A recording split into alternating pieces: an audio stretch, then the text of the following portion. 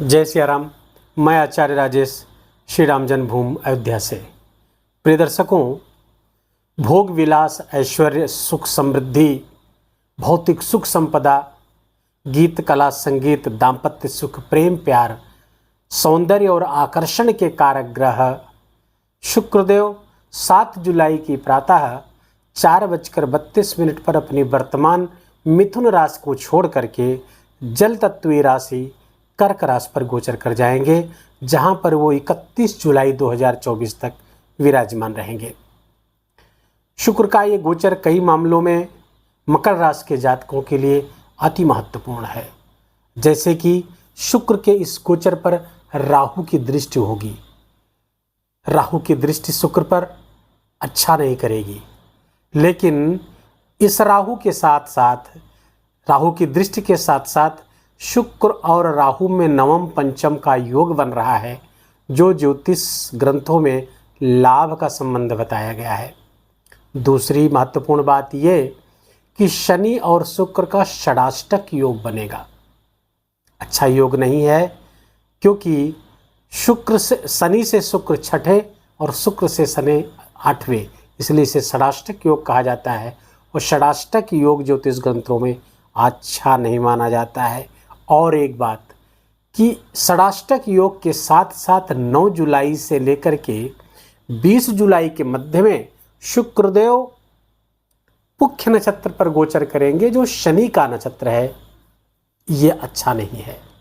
दूसरा, एक सबसे महत्वपूर्ण बात और राहत भरी खबर कि यहाँ पर गुरु के साथ शुक्र 3/11 का संबंध बना रहे हैं, जो लाभ का संबंध है। मकर राशि के जातकों के लिए शुक्र के इस गोचर का क्या शुभाशुभ परिणाम आ रहा है, आइए इसको जानने का प्रयास करते हैं। पहले बात बता दूं कि ये राशिफल आपके चंद्र राशि पर आधारित है। यदि आपकी जन्म लग्न कुंडली में चंद्रमा 12वें भाव में कहीं भी 10 नंबर की राशि पर बैठा है तो आपकी मकर राशि हुई। लेकिन यदि आपको अपनी चंद्र राशि नहीं पता तो अपने प्रचलित नाम के आधार पर भी इस वीडियो को देख करके लाभ उठा सकते हैं। मकर राशि के जातकों के लिए शुक्र 10वें स्थान और 5वें स्थान के स्वामी होकर के 7वें स्थान पर विराजेंगे। 5वें और 10वें के स्वामी होकर के मकर राशि के जातकों के लिए शुक्र बहुत योग कारक हो गए। और ये 10वें अपने घर 10वें से 10वें विराजमान हो रहे हैं। फलतः धन, पद और प्रतिष्ठा तीनों प्राप्त होगी इस कार्यकाल में। धन की भी प्राप्ति होगी, धनागमन होगा, धन संचयन होगा, बैंक बैलेंस बढ़ेगा, बड़ी मात्रा में धन कहीं से आप प्राप्त कर सकते हैं।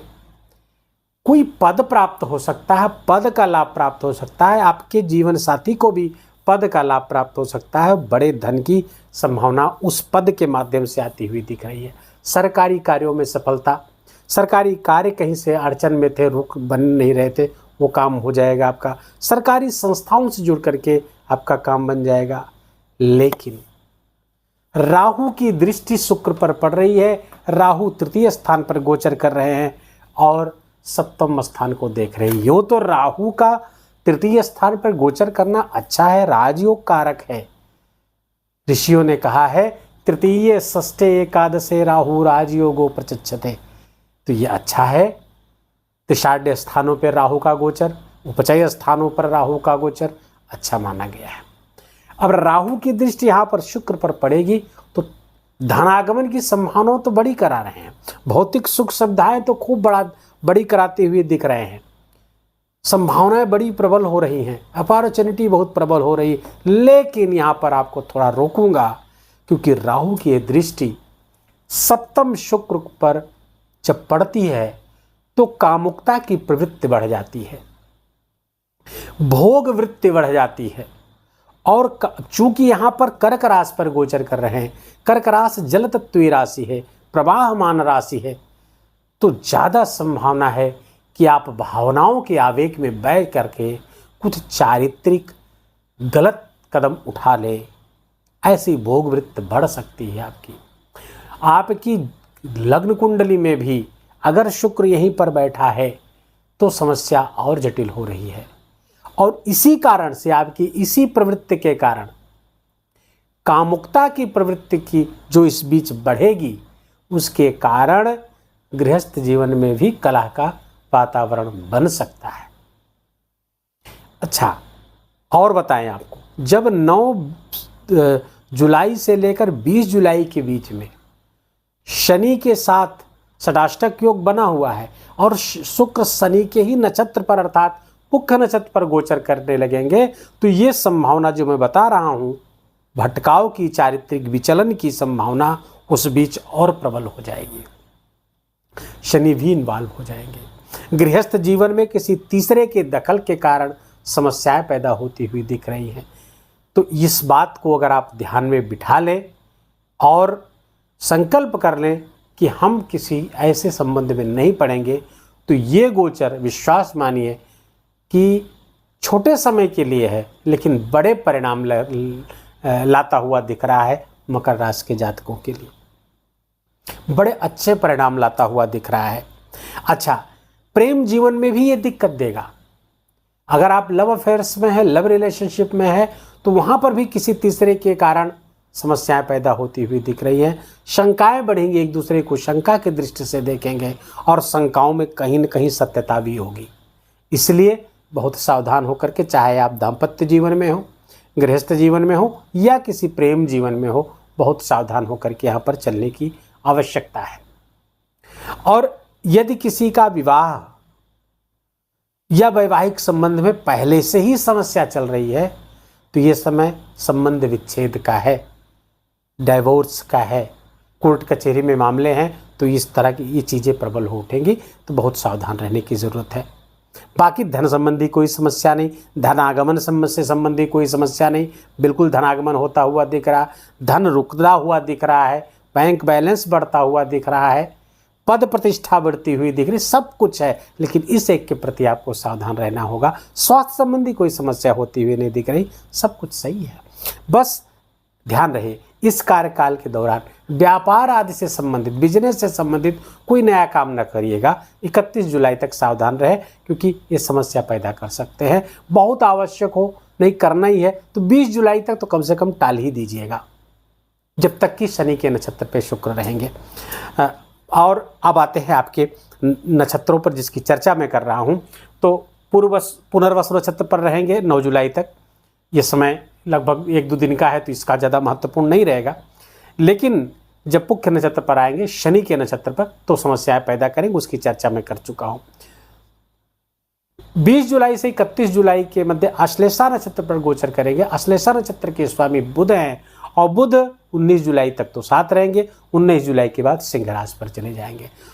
लेकिन 19 जुलाई के बाद अर्थात 20 जुलाई से जब यहाँ पर गोचर करने लगेंगे अष्टम स्थान पर, और आपके भाग्य के स्वामी हैं, नवम के स्वामी हैं बुध, और शुक्र बुध के नक्षत्र पर जाएंगे, तो थोड़ा सा भाग्य में कमी आपको देखने को मिल सकती है। ससुराल पक्ष से कुछ संबंध बिगड़ सकते हैं या उनका हस्तक्षेप आपके जीवन में हो सकता है, जिसके कारण से घर में क्लेश पैदा हो सकता है। इस बात का ध्यान रखिएगा।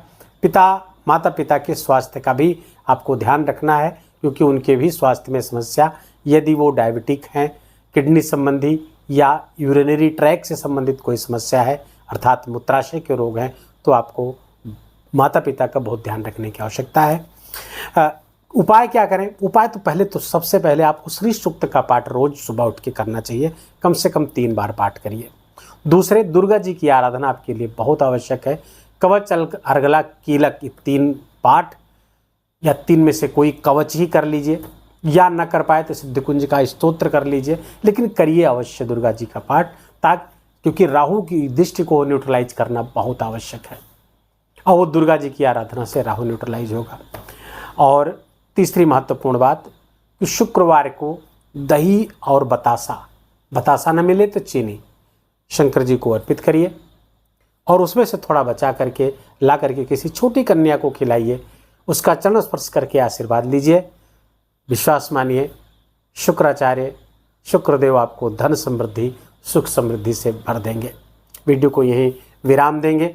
वीडियो अच्छा लगा हो, आपके काम का लगा हो, मेरा बोलना आपका सुनना दोनों सार्थक हुआ हो तो कृपा करके वीडियो को लाइक करिएगा, अपनों के साथ इसको शेयर करिएगा और कमेंट में जय सिया राम लिखना बिल्कुल भी मत भूलिएगा। मेरा विशेष निवेदन है आपसे। चैनल पर नए हैं या अभी तक इसको सब्सक्राइब नहीं किए, सब्सक्राइब कर लीजिए, बेल आइकन की घंटी दबा लीजिए। अपना ख्याल रखिए, अपनों का ख्याल रखिए, माता पिता की खूब सेवा करके आशीर्वाद लीजिए और इस मानसून में एक पीपल का वृक्ष अवश्य लगाइए, उसको पाल पोस कर बड़ा करिए। विश्वास मानिए, पीपल के वृक्ष का रोपण आपके लिए बहुत ही सुख समृद्धि कारक होगा और शनि की कृपा भी आपको प्राप्त होगी। जय सिया राम।